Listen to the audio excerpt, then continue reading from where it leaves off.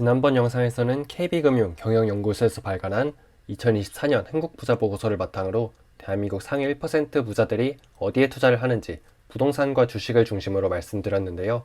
지난번 영상의 내용을 간략하게 요약하자면 부자들은 기본적으로 부동산 한 채를 깔고 간다.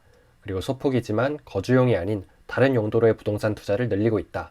또 한국 주식이든 미국 주식이든 가리지 않고 장기 투자, 분산 투자 원칙을 지키면서 주식 투자를 하고 있다. 그리고 그들은 수익을 낸 경험이 많다. 이런 이야기들을 나눠봤었는데요. 오늘은 그것보다 더 중요한 얘기를 해보려고 합니다. 그래서 오늘은 한국부자 보고서에서 부자들의 해외 투자 이민에 대한 이야기와 함께 제 생각을 말씀드릴까 하는데요. 보고서 전문은 댓글 링크에 남겨두었으니 읽어보시고요. 시작하기 전에 앞으로 경제, 금융 함께 공부하실 분들은 구독과 좋아요도 부탁드립니다. 그럼 바로 시작해볼게요. 먼저 보고서에 따르면 한국의 부자들이 한국을 떠나는 속도가 빨라지고 있습니다. 한국에서는 상속이나 증여가 어려워지고 있고 대한민국이란 국가의 성장의 한계를 느끼고 해외 투자 이민을 고려하고 있다는 비중이 늘어나고 있는데요. 50억 원, 100억 원 이상 가진 초고액 자산가들이 일정 금액을 특정 국가에 투자해서 그 국가의 영주권이나 시민권을 얻는 해외 투자 이민 제도를 알아보고 있다는 겁니다. 어차피 은퇴하신 분들도 많고 자녀들의 교육도 한국이 아닌 외국에서 시키고 싶은 거죠. 26.8%, 대략 4명 중 1명이 해외 투자를 생각해 본 적이 있다고 하는데 대부분은 미국, 캐나다, 호주, 뉴질랜드 이런 국가들을 꼽았다고 해요. 이런 국가들이 사업 환경에도 우호적이고 미세먼지도 없고 특히 우리나라 국민연금 제도에 대한 불신도 있어서 한국을 떠나려고 한다는데요. 그래서 우리들이 한국 부동산 오른다 내린다, 한국 주식 오른다 내린다 하는 동안 정작 자산이 많은 부자들은 이민을 간다. 이렇게 생각하니까 좀 씁쓸해지는데요. 그래서 이 투자 이민에 대한 내용을 더 자세히 알아봤습니다. 올해 6월에 영국의 한 컨설팅 업체에서 조사한 결과에 따르면 한국의 부자 순유출 규모가 세계에서 네 번째로 크다고 하는데요. 1등이 중국, 2등이 영국, 3등이 인도, 그리고 4등이 한국입니다. 중국이랑 인도야 인구가 10억 명이 넘으니까 그렇다 쳐도 영국이 2등인 건 저도 좀 놀라웠는데요. 브렉시트 사건 이후 부자 과세가 심해지면서 이 유출 속도가 더 가속화되고 있다 합니다. 그리고 4등의 더 놀라운 국가가 바로 우리나라죠. 한국의 부자 순유출 규모를 보면 2024년 400명에서 2023년 800명으로 2배나 늘었고 올해는 1200명 정도 될 것으로 예상된다는데요. 인도가 4300명인 것과 차이는 꽤 있지만 우리나라의 인구가 5천만 명밖에 되지 않는다는 점에서 비율로 보면 압도적이라고 할 수 있겠습니다.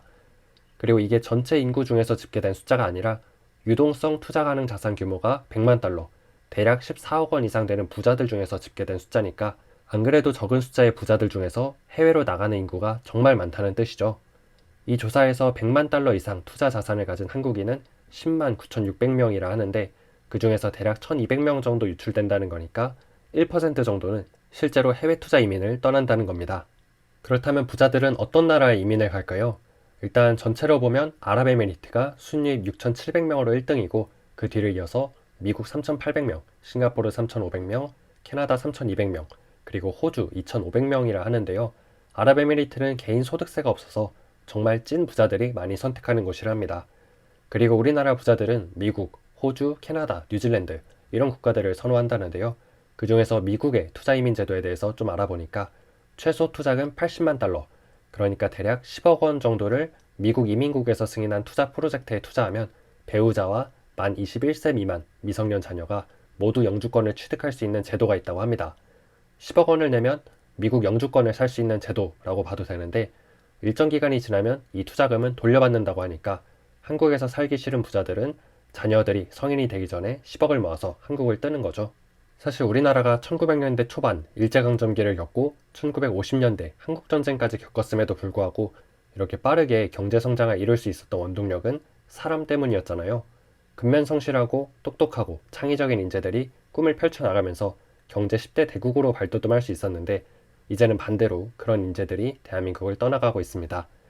최근에는 전 세계에서 스템 인재라고 사이언스, 테크놀로지, 엔지니어링, 매스매틱스 그리고 최근에는 AI까지 과학기술 인재들을 유치하려고 난리인데요. 미국 정부로부터 고급 인력 취업 이민 비자를 발급받은 한국인이 지난해 5,684명이라고 합니다. 인도, 중국, 브라질에 이어서 이것도 4위라고 하는데 인구 규모를 고려하면 전 세계에서 가장 높은 비율이라 하고요. 작년에 카이스트 졸업생이 2,870명이라고 하니까 거의 2년치 카이스트 졸업생들이 한국을 떠나 미국으로 취업이나 이민을 간다는 겁니다. 이 사람들은 미국의 유명한 기업들, 소위 빅테크에 취업을 하고 오랫동안 살다가 아예 시민권이나 영주권을 받아서 눌러앉는 경우가 많은데, 한때 인재가 전 재산이었던 나라 대한민국이 지금은 가장 소중한 자산인 사람을 잃어버리고 있다는 점에서 앞으로가 더 큰 걱정이라 할 수 있겠습니다. 자, 어제 오늘 이틀에 걸쳐서 KB금융연구소에서 발간한 한국 부자 보고서와 관련된 자료들을 함께 살펴봤는데요. 보고서 분량이 80페이지를 넘어서 전부 다 말씀드릴 순 없지만 그래도 내용이 그리 어렵지 않고 술술 읽혀서 시간 되시는 분들은 휴일에 한번 읽어보시면 좋을 것 같고요. 마지막으로 제가 드리고 싶은 말씀은 부자들을 질투하고 시기하기보다 겸손한 마음으로 그들을 존경하고 그들의 사고방식을 배우자는 겁니다. 물론 부자들 중에서 사람들을 깔보고 악독한 사람들도 있긴 하겠지만 대부분은 정말 젠틀하고 또 열심히 살고 계신 분들이 정말 많거든요.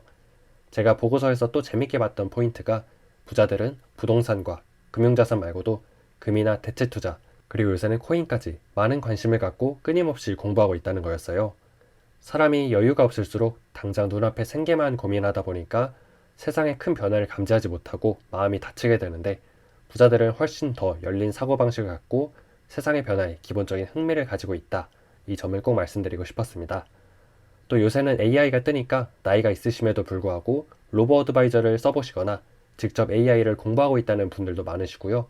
상속이나 증여를 통해서 부자가 된 사람도 있지만 이렇게 자수성가 이뤄낸 사람들도 여전히 많이 있습니다. 그러니까 저희도 아직 자산가와 멀게 느껴진다 할지라도 열린 사고를 갖고 끊임없이 공부해서 부자가 한번 되도록 노력해봅시다. 영상 시청해주셔서 감사드리고요. 행복한 연말 보내시길 바랍니다.